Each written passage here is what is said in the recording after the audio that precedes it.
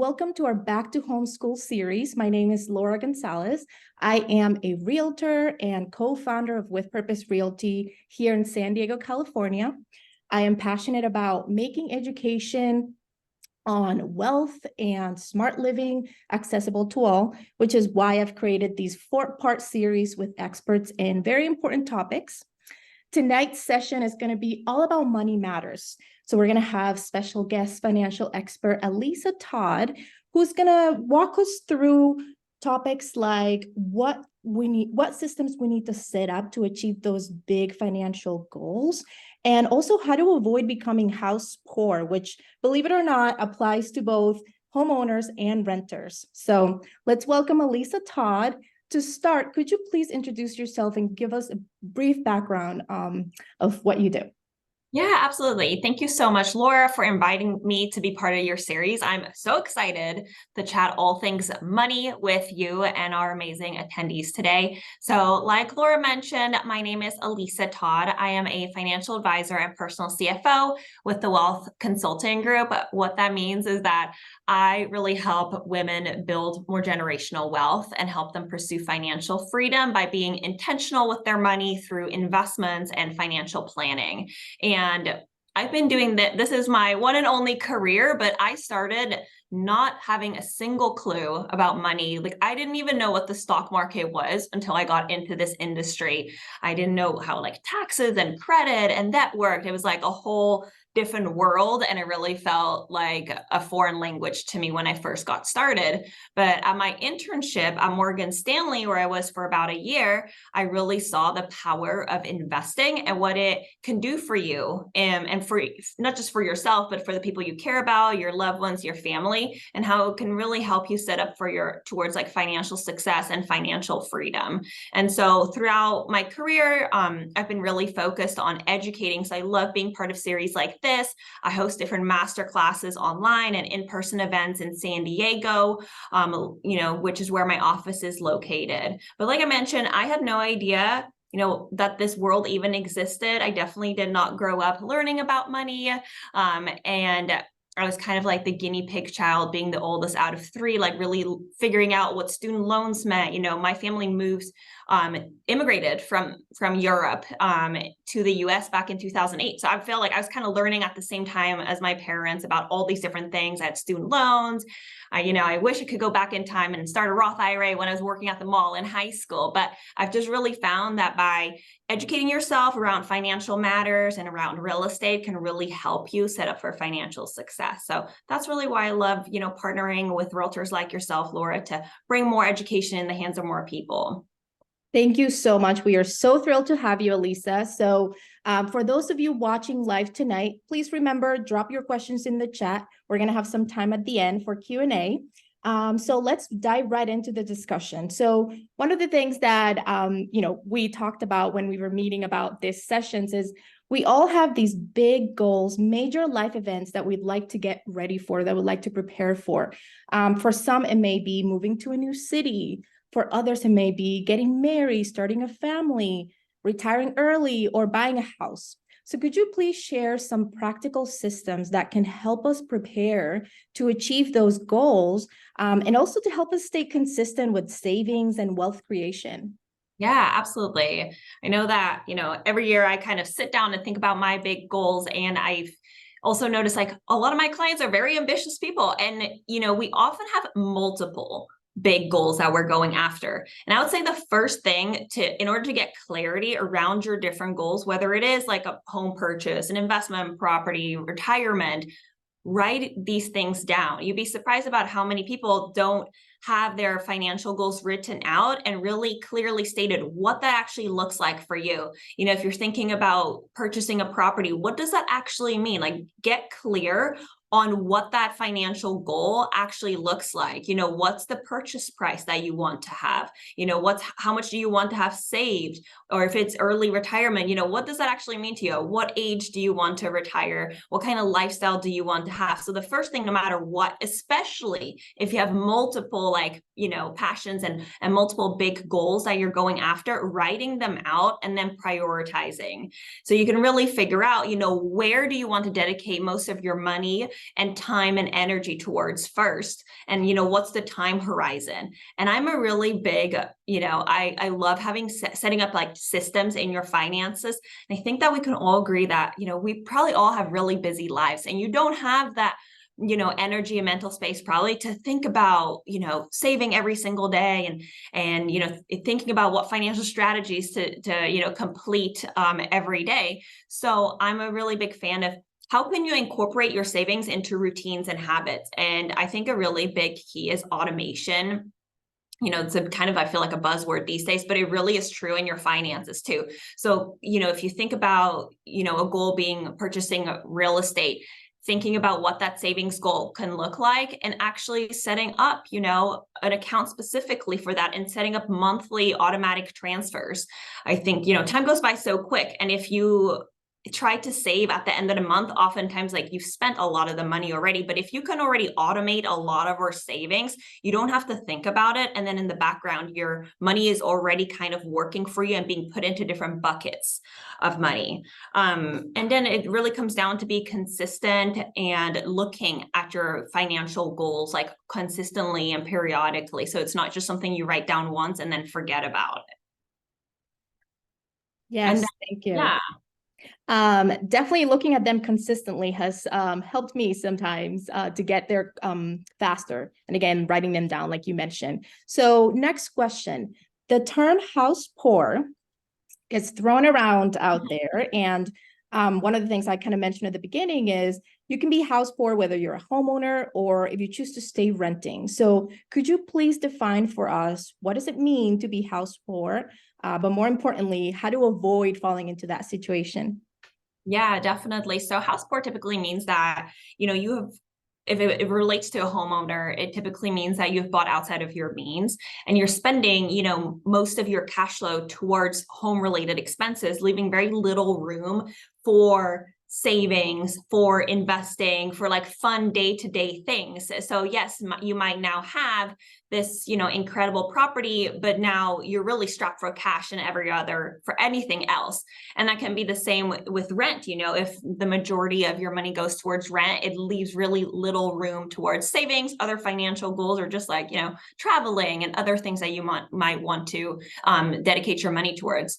And really to avoid that is, well, I think there's a few different things that you can do to prepare. First, working with a realtor and a lender that can work together and work with you as a team. Because I think a really big thing is education on the true cost of home ownership. And it's not just about having enough money for a down payment and then paying for, mortgage principal and interest. There's a lot of other costs that come along with being a homeowner. And so when we create financial plans, we really have people list out all different types of home related expenses like HOAs, home maintenance, that might not come up every single year, but every couple of years you might have, a fridge that, needs to be replaced, a stovetop, like all these different things happen, right? You have to think about home maintenance, just home supplies, household services, property taxes, furniture, closing costs when you're buying your property, moving costs, when you're again in that first year. So there's a lot of other moving parts, and it really is important that you're working with people that can educate these things to you. And really work together as a team. And I think that a big thing, especially when it comes to credit, not just towards like a mortgage, but also, credit cards, accessibility doesn't mean affordability. Just because you get underwritten for a certain amount does not mean that that is going to be what you can fully afford. So knowing that, yes, you're going to be underwritten for a certain amount, but then work with your real estate team to figure out how that can actually fit into your monthly income too, and your monthly spending. Yeah, totally. I think that is so key, especially the part of building your team. If you have a goal of, becoming a homeowner, it's like building your team ahead of time that's going to guide you and prepare you to get there. Wanting a home, wanting to buy a house doesn't mean you're going to get it in the next month.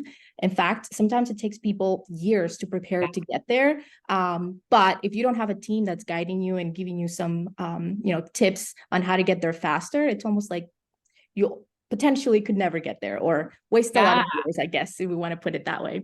So let's talk about budgeting, because it is a challenge, especially for new homeowners or if somebody just went through a big major life change, right? So what are some strategies that you recommend for budgeting smarter and really setting up a system that just works and you can almost forget about? So you don't have to keep looking at it too much because again, we're all so busy.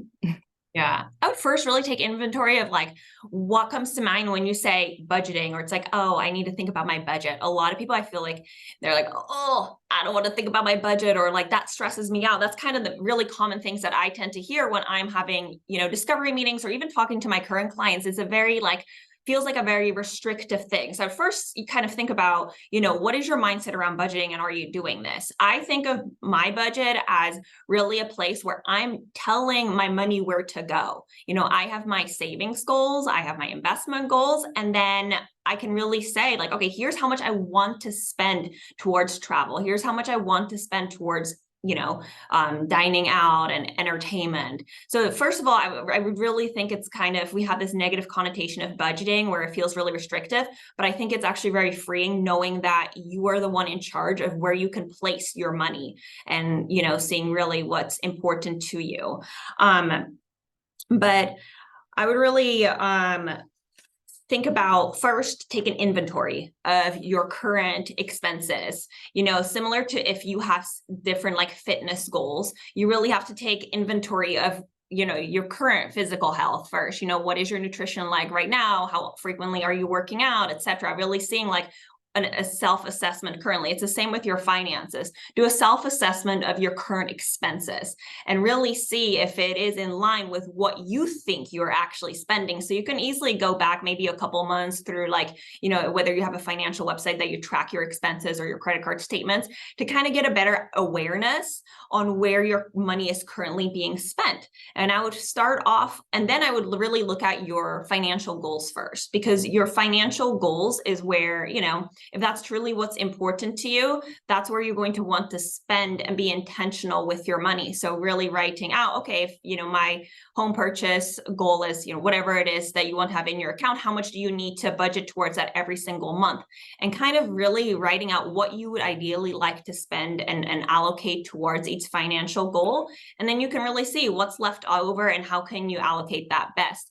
And, I'm a really big fan of being able to track your expenses. For my personal CFO clients, we meet every 4 months and do like an in-depth budget report every single month. And I do, my own budget as well. And it really is more about having awareness. And I think when you actually are aware of your finances, it can feel really empowering, knowing where your money is going. A lot of the overwhelm and confusion, I think, comes from like not, kind of feeling like your finances are the Wild West and not knowing where anything is.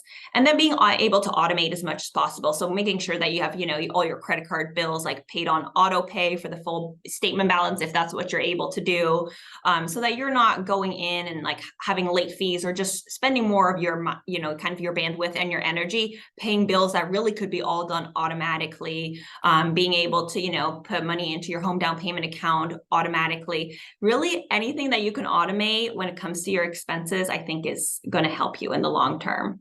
Yeah. And then assessing, maybe how you budgeted a year ago can change depending on what's important to you. How you're spending your money today is probably going to change in 5 years. So being able to kind of step back and also know that the way you're spending money today can change and most likely will change over time. Yeah. I love something that you mentioned, which is like, well, this part, it's not so great, but it's like that fear that people have to just look at their finances. And it's really when we say, okay, fear aside, this is part of my life. This is a very important part of our lives, especially when you want to achieve those major life goals. And it's just like, it just takes looking at them, reviewing them. And then, yeah, the first few times it could be painful or just not so fun. But then after that, you're already doing much better than, sadly, the average person, just because you're looking at your finances. So thank you for bringing that up. That's very important. So to that point, I want to talk about money dates. It's something that you and I talked about before. And I really, really love this concept because I think it can help it make it fun, to have that conversation about finances. So for anyone who's committed to their financial success, could you please share more about what money dates are and how can you really set up a time to have this dedicated space with either yourself or your partner? Yeah, I've been doing money dates for years now, and it's something that I really encourage everyone to do. You can make it fun. Like looking at your finances doesn't have to be like a scary or overwhelming thing. Like grab a glass of wine and just like play some music that you like and spend maybe like 30 minutes diving into your finances. But money date is really, I think, a ritual almost that you do for yourself and your future financial self. This is something that you could do solo. Like I do this by myself, or you can do with your partner if you are in a relationship where you're kind of, doing joint financial goals and combining finances. And I have, a free money date checklist that you can, download or get emailed as well that really lists out the different steps that go into a money date. But it's a time where you can think about upcoming financial things that you want to plan for. Maybe you have a trip coming up, or especially as we, for example, holiday seasons, those tend to be high spending months, so that you can be prepared and plan ahead for any upcoming expenses, and also see what has happened in the previous week or in the previous month that affects your overall net worth. And then I'm a really big fan of also gratitude. So you'll see in the money date checklist, just some ways that you can express gratitude and what you're focusing on and what your intention is for that money date. But again, it's a really quick and easy time where you can look at everything that you own, all of your assets, and then all the things that you owe, all your liabilities. So you can get a snapshot of where you stand financially, because oftentimes you probably have like accounts and, credit cards, investment accounts, bank accounts, all at different institutions. But this money day really helps you take a step back, look at your overall financial picture, look at your overall financial goals, so you can be really intentional with your action. Yes, I love that you brought up, maybe grab some wine, or I don't know, Make your it fun. favorite dish, make your favorite dish right before. I think creating that positive space to have this conversation is just going to make it easier. And again, the more you do it, the easier it gets. The other point of the holidays are coming. I think a lot of people kind of forget about their goals, money goals, when it comes to the holidays, and they just want to buy everybody everything, right? Because it feels good and makes us happy. But there is a space where you can budget for those things and still, create lasting memories for you and your family, but also stay on track with your goals, so that the following year you're not crying about it. Yeah, exactly. And I really recommend having, I call it a fun fund for my clients, so either even, people that are paying down debt, I recommend having a fun fund and putting like, whatever amount that you can transfer into that every single month, so that over time your fun fund is building. And when you're wanting to take a trip or wanting to buy someone a gift, like you already have some money set aside, and it's not just coming out of, your income for that month. Yeah, I love that. Okay, so to wrap things up, and then we're going to probably take some questions from the audience. So please, if you haven't yet, make sure you drop your questions in the chat. So can you share a success story from, or real world tips from your financial advisor experience, from somebody that has been able to just, follow certain systems and improve their overall wealth? Yeah, absolutely. So I was thinking about, one of the first clients that I worked with, or a couple, they have a couple of young kids, and they first came to me because they were in this cycle of kind of trying to figure out their finances themselves, but then it seemingly, never getting ahead in their saving and paying down some debt, even though they're making good money as a household. And so we put a financial plan in place and showed them, hey, here's what your financial picture and your future is going to look like if you don't make any changes. And we really sat down and figured out what their values are, what their vision is for their life, and created a financial strategy around that. And so now it's been several years. They've been credit card debt free. They are investing in retirement, in non-retirement investment accounts. We're putting money aside for kids' 529 accounts. They have just a really clear understanding. And I always think of them because, being in charge of your financial future, or wanting to change or wanting to, achieve these big financial goals, it doesn't mean that you need to do like a 180 and completely make like drastic cuts to your spending, or, just make different moves. A lot of times it's these small, consistent habits that really compound over time, and that just, have a really big long-term effect. And so with this couple, we're really able to transform their financial life. And now we have a roadmap towards their own retirement that they can really, focus on for the first time in their lives. So that's been really, fun to be a part of. I love that. Just think about just like how much happier they are as a family and how much they don't have Yeah. to worry about those, difficult Yeah. conversations around money. Their overall just like quality of life just goes up by following these systems and like you said, small habits that just compound over time. Exactly. Yeah. And now they're thinking about real estate investing. So it's like it opens up so many doors when you have like a strong financial foundation and when, Yeah. you're able to pay off debt and do different things. Like, so they're really excited about the real estate investing in the next chapter. Love that. So let's take some questions. I have some here on my chat directly. So somebody asked, what are the best accounts to have for investing beyond a 401k? Good question. So, there's a lot of different types of investment accounts and I don't know why the financial services makes it so confusing because it seems like, many financial firms use different terms to kind of describe similar investment accounts.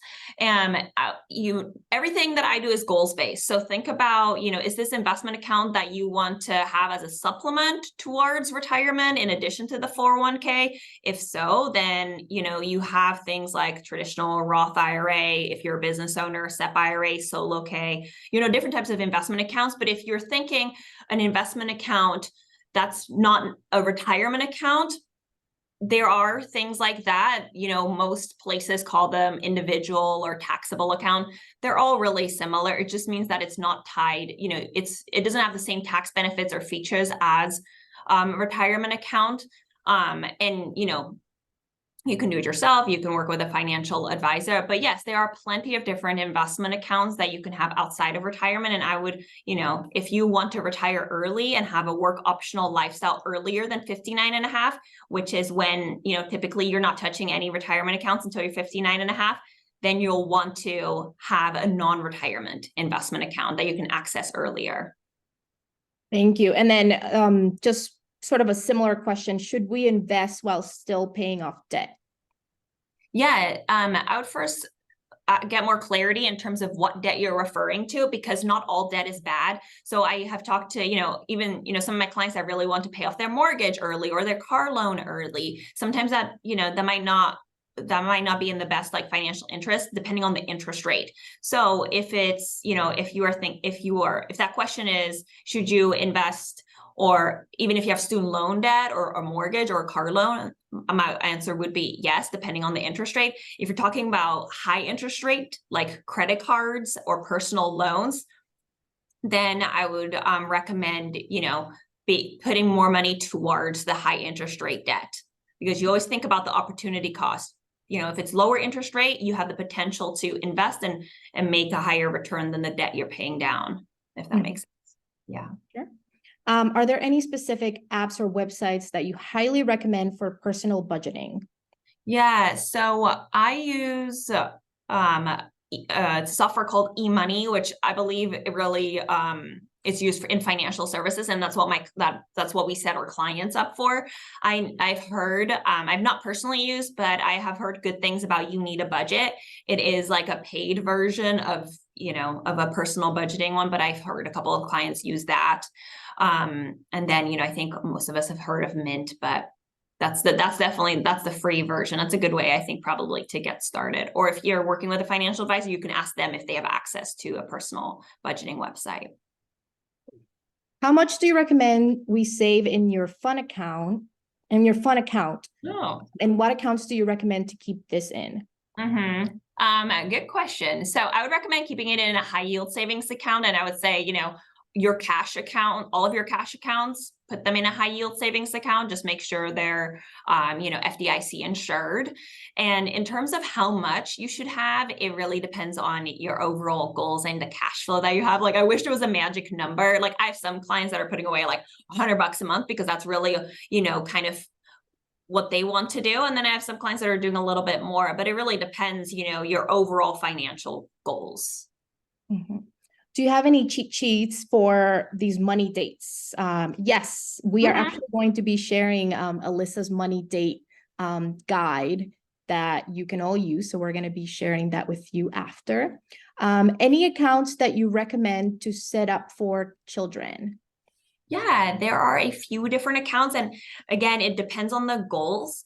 like very high level overview, there are 529 plans that are specific for higher education. So if you want to set aside money for higher education, then that is, a great solution. There are also other investment accounts where it's for the benefit of their child. And then when they're 18, they can own it. And that can be used for any purpose. It doesn't have to be higher education, it can be for their first home down payment, a wedding gift, whatever it might be.